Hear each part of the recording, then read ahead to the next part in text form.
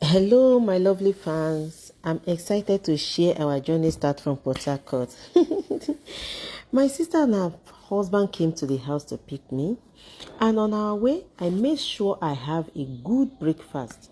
I have to fuel up my tank. I love food, so I had to fill my belly. We began by picking up burial programs at my one, then headed to Asaba. Since we couldn't make it to Auchi village that day, we stopped in Asaba and enjoyed some delicious pepper rice at my brother-in-law's sister's restaurant. Foodie that I am, I enjoyed it. I loved watching my little Bobo and Nana have so much fun playing around. Oh, my sweetie children, I love you. I was served pepper rice and chicken, and it was absolutely delicious. And my sister, as a fellow foodie, totally enjoyed the meal too.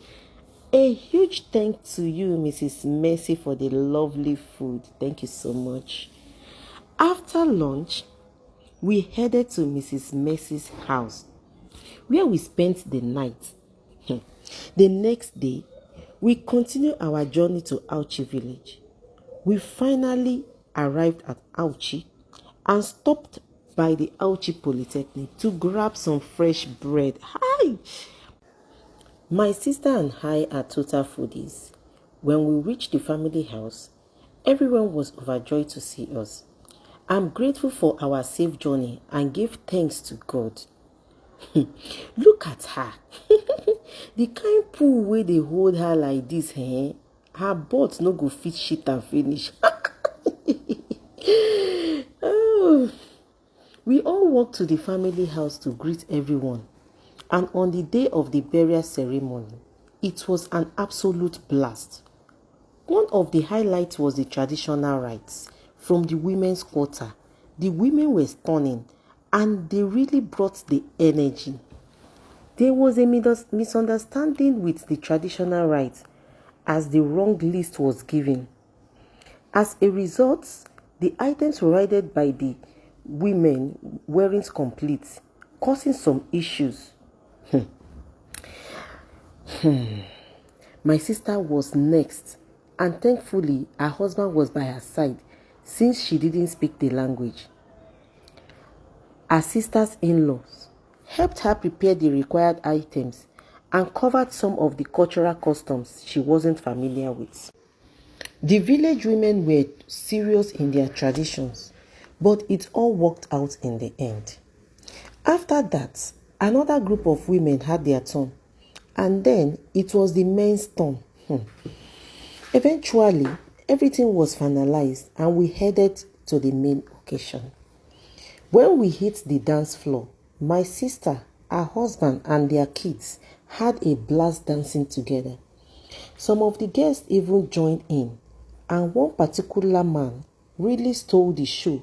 He danced like the music was made just for him. The party ended on a high note filled with joy and praise to God Almighty. On our way back to Port Harcourt, we stopped by Auchi Poly again. Being a foodie, I was on the lookout for some goodies. This time, we picked up a pack of water instead of bread. So, we continued the journey. When we got to Uromi, the road conditions were quite rough. Oh, Jesus. The Edo road needs serious attention. At one point, we were even advised to turn back, but we found ourselves stuck in a traffic jam with trailers blocking both directions. It was a tough spot, but thankfully, we managed to navigate through. The government really needs to work on those roads. Chai, very bad. Huh.